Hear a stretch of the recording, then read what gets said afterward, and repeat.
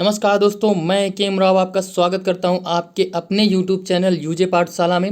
दोस्तों, हमारे चैनल से जुड़े रहने के लिए बहुत बहुत धन्यवाद। और जिन्होंने हमारे चैनल को अभी तक सब्सक्राइब नहीं किया है तो प्लीज़ सरकारी शिक्षक बनने का मौका पाने के लिए हमारे चैनल यूजे पाठशाला को जरूर सब्सक्राइब करिए और बेल आइकन को दबाना कभी मत भूलिएगा। दोस्तों, आज हम लोग हिंदी विषय में विराम चिन्ह नामक टॉपिक के बारे में पढ़ेंगे। विराम चिन्ह अपने आप में बहुत ही महत्वपूर्ण टॉपिक है दोस्तों। तो टॉपिक स्टार्ट करने के पहले आपको एक जानकारी देना चाहते हैं कि हमारे चैनल में यूपी टेट, एस टेट यानी super TET, C TET, MP TET और भी अदर स्टेट के टेट होते रहते हैं। उनकी सभी की तैयारी एक साथ कराई जाती है और इसमें कुछ नए तरीके से हम आपको सिखाएंगे महत्वपूर्ण नियम और उदाहरणों के सहित।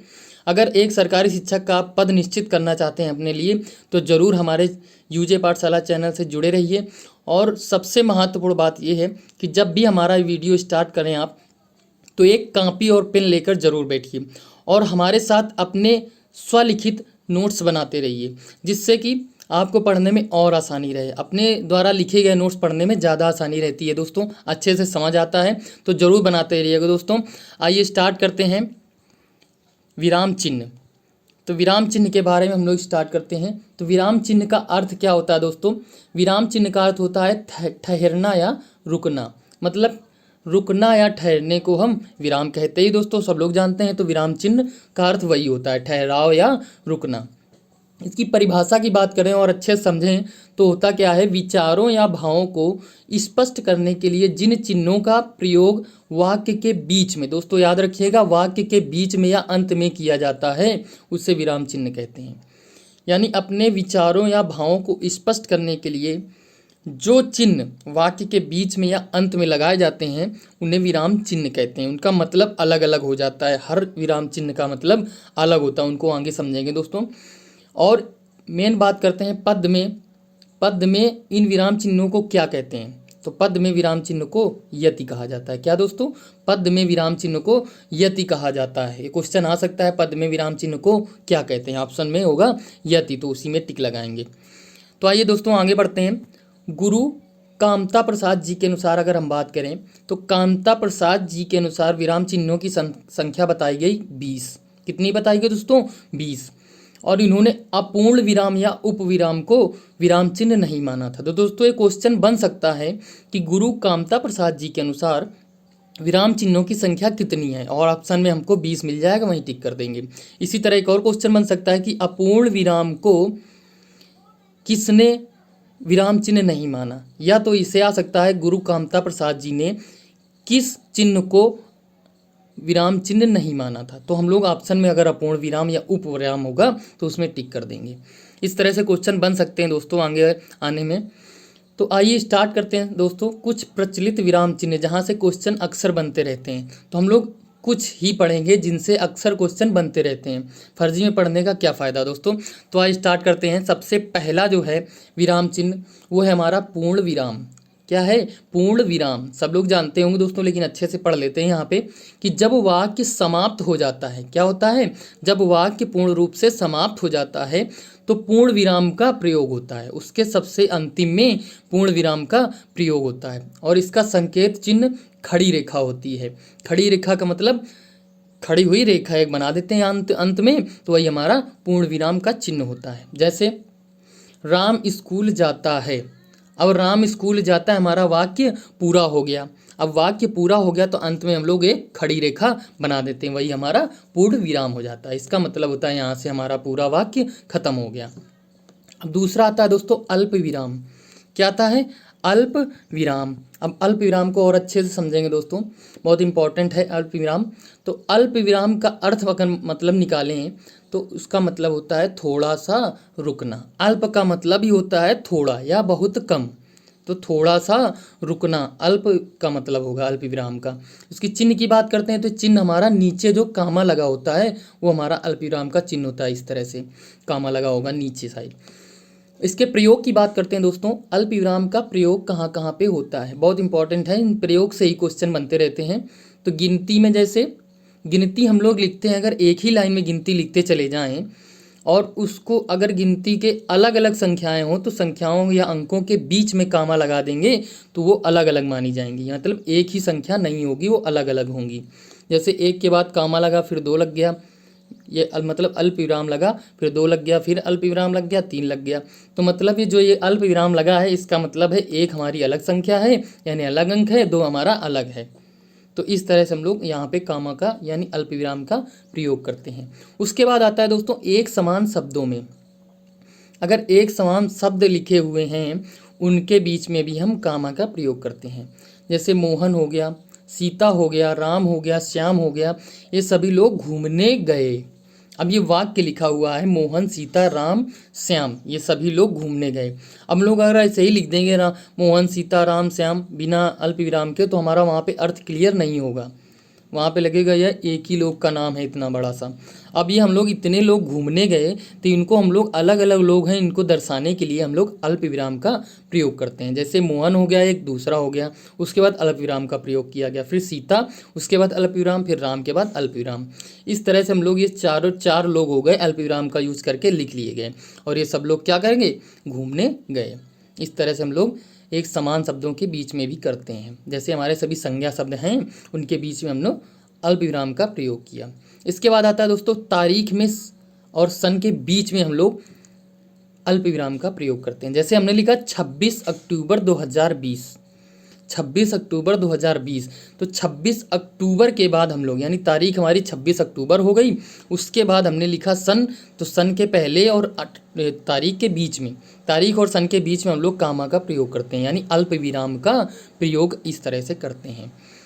इसके बाद आता है दोस्तों वाक्य को अर्थ उल्टा करने के लिए। अगर वाक्य का अर्थ अगर उल्टा कर देंगे अल्प विराम का प्रयोग करके ही कर सकते हैं दोस्तों। किस तरह से? अब अल्प विराम का मतलब ही क्या होता है दोस्तों? थोड़ा सा रुकना, थोड़ा सा रुकना। अब यहाँ पर अच्छे से समझ में आएगा दोस्तों कि किस तरह से अल्प विराम से वाक्य का अर्थ ही उल्टा हो जाएगा। अब इसमें देखिए दोस्तों दो वाक्य लिखे हुए हैं और एक ही शब्दों से बने हुए वाक्य हैं, सिर्फ अल्प विराम की जगह का अंतर है, वहाँ से उसका अर्थ बदल जाएगा। जैसे लिखा है रोको मत जाने दो, रोको मत जाने दो, तो रोको मत, अब इसके बाद हमने अल्प विराम लिया थोड़ा सा, उसके बाद लिख कह दिया जाने दो, तो इसका मतलब हुआ उसको रोको नहीं जाने दो। और इसकी जगह दूसरा वाक्य वही लिखा हुआ है रोको मत जाने दो, पढ़ने का अलग ही सेंस निकलता है, रोको मत जाने दो। इसमें रोको के बाद में अल्प विराम लग गया, मतलब हम लोग थोड़ी देर रोको के बाद रुकेंगे फिर कहेंगे मत जाने दो, इसका मतलब वो मना कर रहा है, और यहाँ पे जाने को कह रहा है, यहाँ पे जाने को नहीं कह रहा, दोनों का अर्थ उल्टा हो जाएगा सिर्फ अल्प विराम की स्थिति बदलने से। रोको के बाद कर दिया तो रोको मतलब कि उसको रोक लो, मत जाने दो, और यहाँ पर जाने के लिए कह दे रहा है। तो यहाँ से अल्प विराम का बहुत ही अच्छा यूज है यहाँ पे दोस्तों, ऐसे अल्प विराम का यूज करते हैं। उसके बाद आता है पद में यदि अंत में पूर्ण विराम हो, पद में अंत में पूर्ण विराम हो तो मध्य में अल्प विराम जरूर होगा दोस्तों। पूर्ण विराम अगर पद में है लास्ट में तो बीच में अब यानी बीच में पूर्ण विराम अगर लास्ट में है तो बीच में अल्प विराम जरूर होना चाहिए, ये होता है दोस्तों। इसके बाद आते हैं दोस्तों अर्ध विराम के बारे में पढ़ेंगे। किसके बारे में? अर्ध विराम के बारे में हम लोग पढ़ेंगे। तो अर्ध विराम का मतलब होता है पूर्ण विराम से कम तथा अल्प विराम से ज़्यादा रुकना। अल्प विराम में जो थोड़ा सा रुक रहे थे थोड़े से ज़्यादा और रुकेंगे, और पूर्ण विराम से थोड़ा कम रुकेंगे, तो ये बीच का होता है अर्ध विराम। अब चिन्ह, इसका चिन्ह होता है इस तरह से दोस्तों, चिन्ह होता है ऊपर बिंदी होगी बीच में कामा होगा, तो ये अर्ध विराम का सिंबल है यानी चिन्ह है। इसके प्रयोग की बात करते हैं दोस्तों, तो प्रयोग में होता है तुरंत जवाब देने पर, तुरंत जवाब देने पर हम लोग अर्धविराम का प्रयोग करते हैं। किस तरह से इसका उदाहरण समझ लेते हैं। जैसे मेहनत करने वाला सफल होता है, थोड़ी देर रुका, बिल्कुल हल्का सा रुकेंगे, अल्प विराम से थोड़ा ज़्यादा और पूर्ण विराम से थोड़ा कम रुकना है यहाँ पे। तो लिखा है मेहनत करने वाला सफल होता है, ये तो हम जानते हैं, ये तो हम जानते हैं, ये थोड़ा गैप के बाद कहेंगे, तो यहाँ पे हमारा तुरंत जवाब देने पर हमारा क्या होगा। अगर किसी ने कहा मेहनत करने वाला सफल होता है, उसके बाद थोड़ा सा रुका गया, दूसरे ने कहा ये तो हम जानते हैं, ये तो हम जानते हैं, तो इसके बीच हम लोग अर्धविराम का प्रयोग करेंगे। इसके बाद आता है दोस्तों किन्हीं दो डिग्रियों के बीच में हम लोग अर्धविराम का प्रयोग करते हैं। अगर 2 डिग्रियां लिखी हैं तो उनके बीच में हम लोग अर्धविराम का प्रयोग करते हैं, ना कि अल्प विराम का। अर्धविराम का, यहाँ पे भूल से लोग अर्धविराम अल्प विराम लगा सकते हैं, लेकिन यहाँ पे अर्धविराम का प्रयोग होगा। जैसे हमने लिखा एमए, उसके तुरंत बाद हमने पीएचडी लिखा, ये दोनों डिग्रियां हैं, तो इनके बीच में हम लोग किसका प्रयोग करेंगे दोस्तों? अर्धविराम का प्रयोग करेंगे। तो इसका यूज हो गया दोस्तों। अब आते हैं उद्धरण चिन्ह में, या अवतरण चिन्ह भी इसको बोलते हैं दोस्तों, उद्धरण चिन्ह या अवतरण चिन्ह। ये हमारा एक चिन्ह है, तो इसके चिन्ह की मतलब क्या होता है? तो इसमें दो तरह के उद्धरण चिन्ह होते हैं। अवतरण चिन्ह या उद्धरण चिन्ह दो तरह से होते हैं, एक में इकहरा होता है, एक में दोहरा होता है। एक में इकहरा होता है, एक में दोहरा होता है। मतलब एक में सिंगल सिंगल लगे होते हैं, एक एक लगे होते हैं, दूसरे में दो दो लगे होंगे, कामा ऊपर की तरफ। तो इनके प्रयोग समझेंगे, वही इंपॉर्टेंट है दोस्तों। प्रयोग और इनका चिन्ह भी आ सकता है। अवतरण चिन्ह का सिंबल क्या होता है, यानी चिन्ह क्या होता है, तो वो भी आप लोग कर लेंगे दोस्तों, आसानी से देख लेंगे। तो इसका प्रयोग देखते हैं कि उपनाम में हम लोग उद्धरण चिन्ह का प्रयोग करते हैं। जैसे जैसे हमने लिखा अयोध्या सिंह उपाध्याय। अब इनकी उपनाम है एक, इनको एक नाम दिया गया था हरिऔध। तो हरिऔध को लिखने के लिए हम लोग इकहरा अवतरण चिन्ह का प्रयोग करते हैं। किसका? इकहरा अवतरण चिन्ह या उद्धरण चिन्ह का प्रयोग करते हैं। अयोध्या सिंह उपाध्याय हरिऔध। अब रामधारी सिंह दिनकर, रामधारी सिंह दिनकर आगे लगाएंगे तो उसको भी अवतरण चिन्ह से ही लिखेंगे। यानी किसी का भी उपनाम उसके साथ लिखा गया है तो उसमें अवतरण चिन्ह का प्रयोग कर लेंगे, इकहरा अवतरण चिन्ह का। उसके बाद आता है दोस्तों उपन्यास या निबंध के नाम में।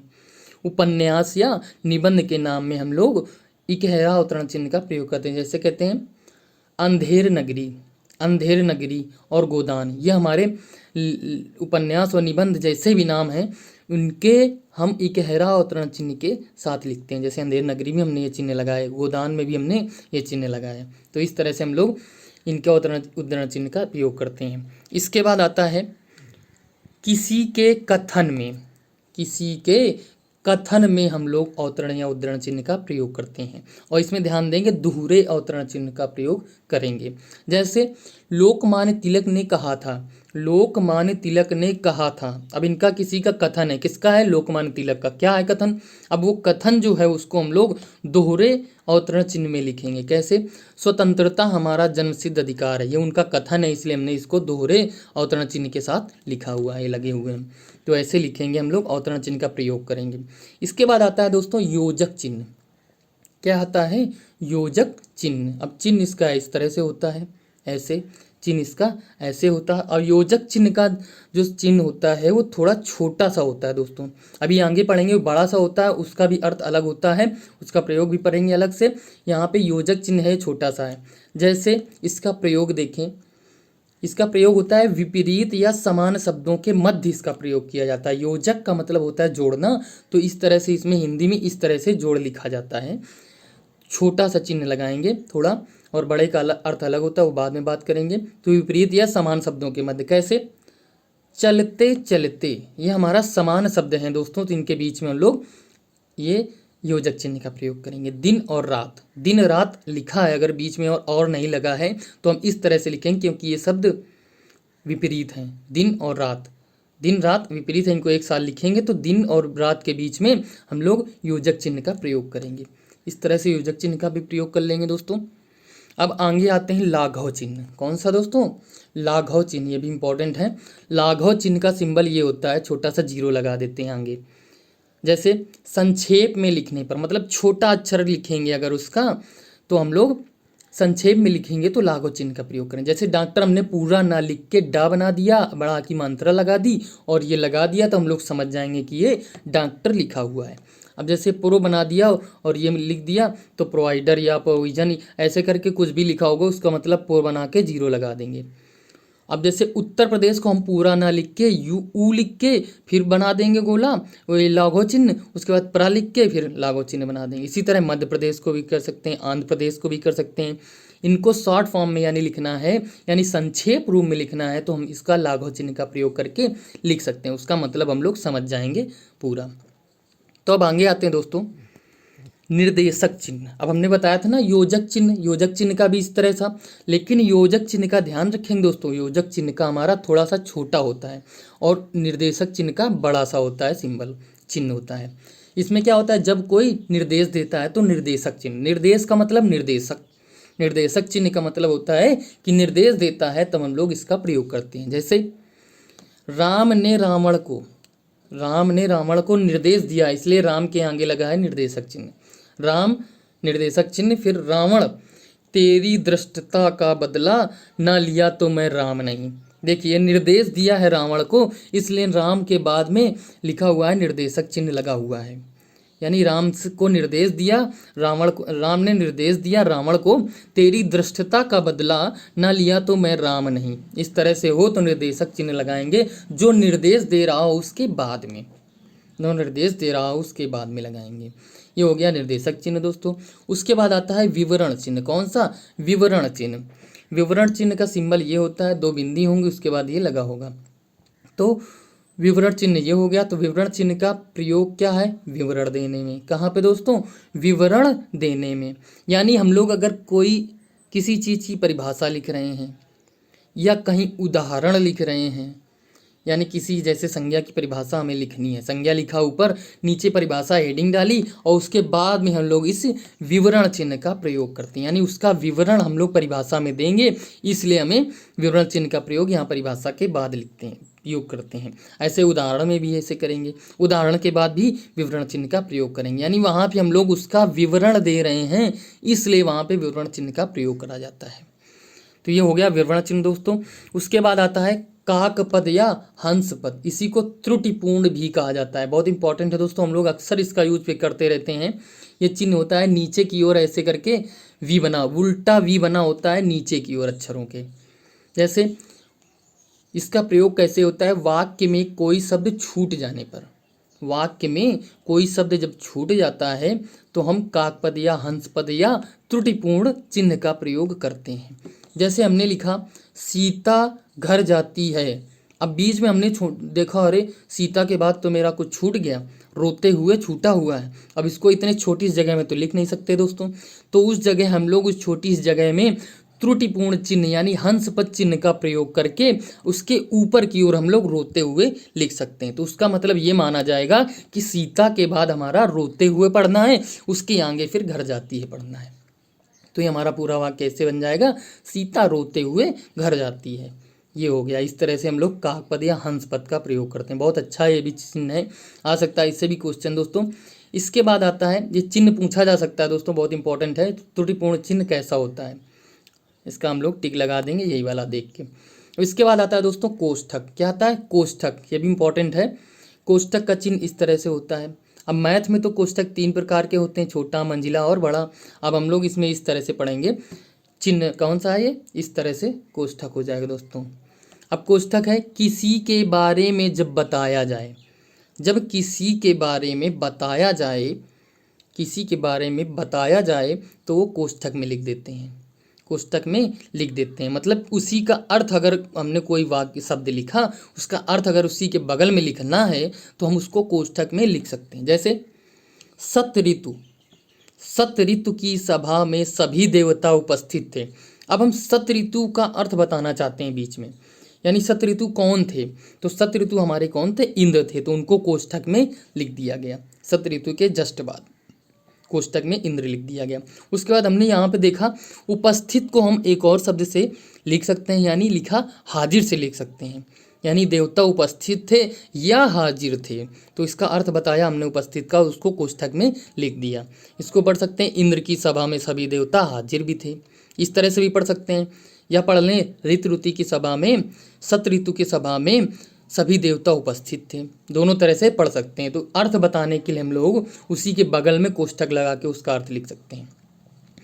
इसके बाद आता है दोस्तों, कोष्ठक समाप्त हुआ, इसके बाद आता है समाप्ति बोधक। समाप्ति बोधक चिन्ह है, इसके बाद आता है उसका चिन्ह इस तरह से होता है, यानी समाप्ति बोधक का मतलब क्या होता है दोस्तों? अगर हमने कोई कहानी लिखी, पद्य में हो या गद्य में हो, कहानी खत्म हो गई, तो उसके बाद हम लोग इस तरह से चिन्ह लगा देते हैं, इस तरह से चिन्ह लगा देते हैं, तो उसका मतलब होता है यहाँ के बाद कहानी खत्म हो गई, मतलब इसके आगे कहानी नहीं है, इसका कोई विवरण इसके आगे नहीं है, यहाँ से उसका समापन हो गया। तो ये होता है हमारा समाप्ति बोधक चिन्ह। ये हमारा पेज के बीचों बीच और इस तरह से लिखा हुआ होगा जब समाप्त हो जाता है कोई कहानियाँ, कोई गद्य या पद्य, तो ऐसे लिखा होगा। तो इनका याद रखेंगे। किसी चीज़ के समापन के बाद इस तरह से चिन्ह लगाते हैं जिसे समाप्ति बोधक कहते हैं। इसके बाद आता है दोस्तों प्रश्न विराम। ये तो सब लोग जानते हैं दोस्तों, प्रश्न विराम, प्रश्न चिन्ह, प्रश्नवाचक चिन्ह हम लोग पढ़ ही चुके हैं। तो प्रश्न पूछते समय किया जाता है, कोई भी क्वेश्चन वर्ड बीच में लगा हो या अंत पहले लगा हो तो हम लोग प्रश्न विराम अंत में लगाते हैं। इसके बाद आता है विस्मय विराम। तो किसी तरह का विस्मय, हर्ष, उल्लास, खुशी, किसी तरह की दुखपन हो, उसमें अगर हम लोग को दिख रहा है तो हम लोग वहाँ पे विस्मय विराम लगाते हैं। अब आया तुल्यता सूचक। दोस्तों तुल्यता सूचक के बारे में हम लोग पढ़ चुके हैं दोस्तों। तुल्यता सूचक किस तरह का होता है? बराबर, हम लोग सब लोग जानते हैं बराबर का चिन्ह होता है, वो हमारा तुल्यता सूचक होता है। जैसे हमने देखा किसी भी सवाल वगैरह में मतलब गणित में जैसे लिखा होता है कि हमें ये बराबर ये लाना है, तो उसके बीच में हम लोग तुल्यता सूचक वाक्य चिन्ह का प्रयोग करते हैं। जैसे हमें लाना है, लिखा है 10 बराबर 8 प्लस 2, तो ये हमारा इनके बीच में बराबर जो हमने बोला वहाँ पे हमारा तुल्यता सूचक वाक्य चिन्ह का प्रयोग होता है। तो यहाँ से हमारे इतने विराम चिन्ह समाप्त होते हैं दोस्तों।